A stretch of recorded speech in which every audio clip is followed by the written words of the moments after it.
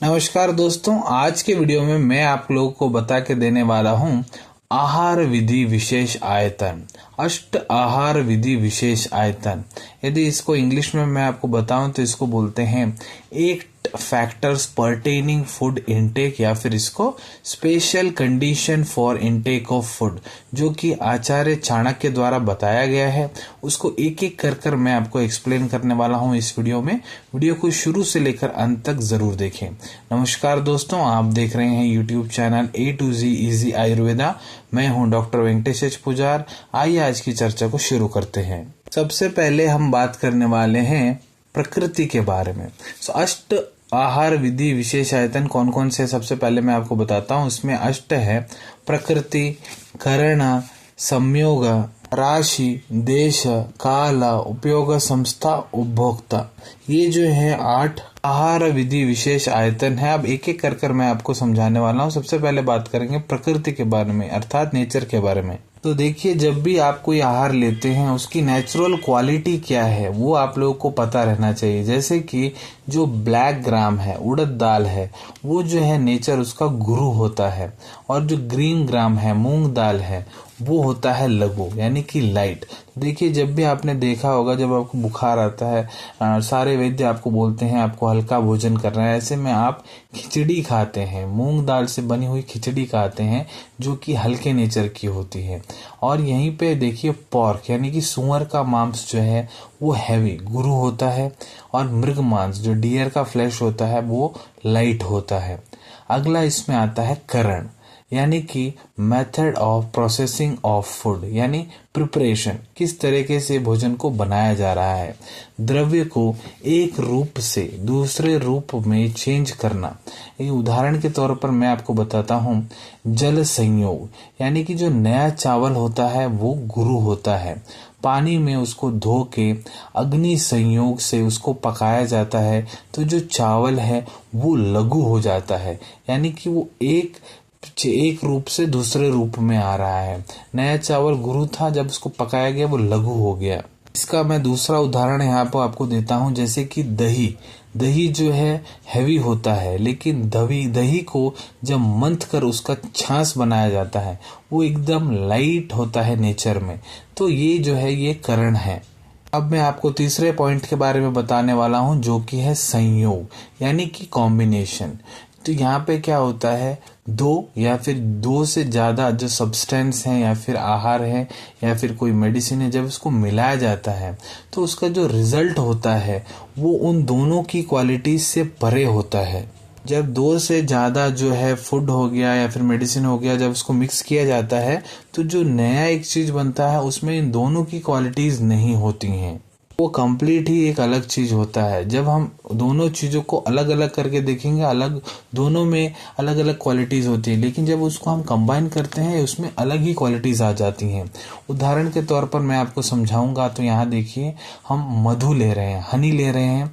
हनी के साथ यदि हम घृत, यानी कि गोघृत, घी को, गाय के घी को यदि हम मिलाते हैं, दोनों को इक्वल क्वांटिटी में, दोनों को सम प्रमाण में हम लेते हैं, तो ये जो है पॉइजन बन जाता है।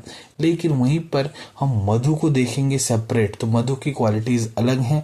घृत को देखेंगे, घृत की क्वालिटीज अलग है।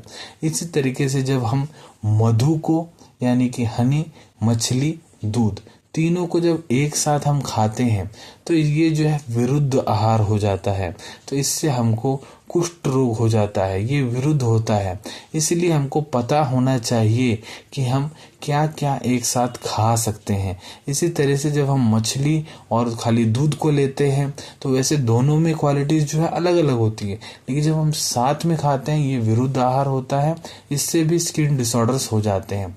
इसलिए हमको हमेशा पता होना चाहिए हम क्या क्या चीजें साथ में खा सकते हैं और क्या क्या नहीं। चौथा इसमें पॉइंट आता है राशि, यानी कि मात्रा, क्वांटिटी। खाना या औषधि को हमेशा करेक्ट मात्रा में लेना चाहिए।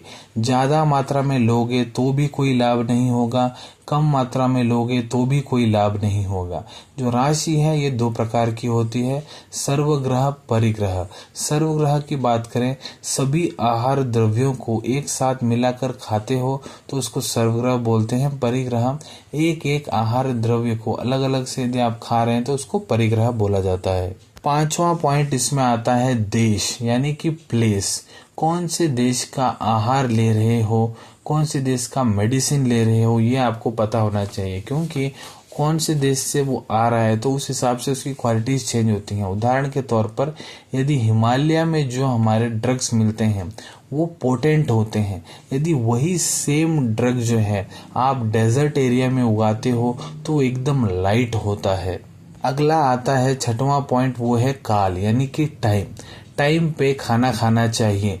जैसे आयुर्वेद बोलता है डेली आपको दिन में 2 बार खाना खाना चाहिए, आपको हमेशा सीजन के हिसाब से खाना खाना चाहिए, भूख लगने पर ही खाना खाना चाहिए। तो ये होता है काल में। अगला 7वां पॉइंट होता है उपयोग संस्था यानी कि डाइटिक रूल्स, जो रूल्स आपको फॉलो करने पड़ते हैं आहार को रिलेटेड। तो इसमें आयुर्वेद में बताया गया है हमको हमेशा उष्ण गर्म आहार ही खाना चाहिए, हमको हमेशा स्निग्ध आहार का ही सेवन करना चाहिए, हमको हमेशा मात्रा में ही भोजन करना चाहिए, ना अति ज्यादा ना अति कम। जितना आपको भूख लगता है उतना ही खाना खाना चाहिए। जब आपको भूख लग रही है तभी आपको खाना खाना चाहिए, विरुद्ध आहार नहीं खाना चाहिए। हमको जल्दी जल्दी में आहार बिल्कुल नहीं खाना चाहिए। अच्छी साफ सुथरी जगह पे बैठ के आहार खाना चाहिए। बहुत धीरे धीरे भी खाना नहीं खाना चाहिए। खाना खाते वक्त बात करना, हंसना ये सब नहीं करना चाहिए। और फूड को आपको क्या यूज होने वाला, जो आप खा रहे हो उसका क्या यूज होने वाला है वो तक आपको पता होना चाहिए। अब मैं बात करता हूँ लास्ट और 8वें पॉइंट के बारे में, जो कि है उपभोक्ता यानी कि जो व्यक्ति या फिर जो आदमी आहार का सेवन कर रहा है, पर्सन हु कंज्यूम्स। तो देखिए जो आप आहार ले रहे हैं तो आपकी रिस्पॉन्सिबिलिटी बनती है कि आप हमेशा अच्छा आहार ही लें। इसलिए आहार को सोच समझकर खाना चाहिए, क्योंकि आहार को महाभेषज बोला गया है। तो देखिए जितने भी हमारे शरीर के अंदर रोग होते हैं वो सब आहार की वजह से ही होते हैं, ऐसा आयुर्वेद में कहा गया है। और जो आहार है उसको कहा गया है कि जब हम अच्छा आहार लेते हैं तो बड़े से बड़ा रोग जो है वो एकदम ठीक हो जाता है। और आयुर्वेद में ये भी कहा गया है कि कोई भी मेडिसिन जो है, औषधि है, वो आहार की बराबरी नहीं कर सकता। आहार हमेशा ऊपर रहता है, आहार को महाभेषज बोला गया है। इसीलिए हम लोगों को रेस्पॉन्सिबिलिटी के साथ आहार का सेवन करना चाहिए। आशा करता हूँ आपको वीडियो पसंद आया होगा। यदि आप आगे भी इसी तरह के आयुर्वेदिक टॉपिक्स पे वीडियोस देखना चाहते हैं तो चैनल को सब्सक्राइब करना न भूलें। जो नीचे सब्सक्राइब का बटन दिख रहा है उसको दबा दें, उससे हमारे आगे आने वाली सारी वीडियोस आप तक जल्द से जल्द पहुंच जाएंगी।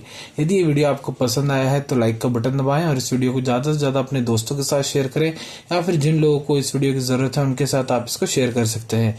वीडियो को देखने के बाद भी यदि आपके मन में कोई भी डाउट है कमेंट सेक्शन में कमेंट करें, मैं उसका उत्तर देने का प्रयत्न करूंगा। तो मिलते हैं आप सभी से अगले वीडियो में कुछ नए विषय के साथ। टिल देन टेक केयर, धन्यवाद।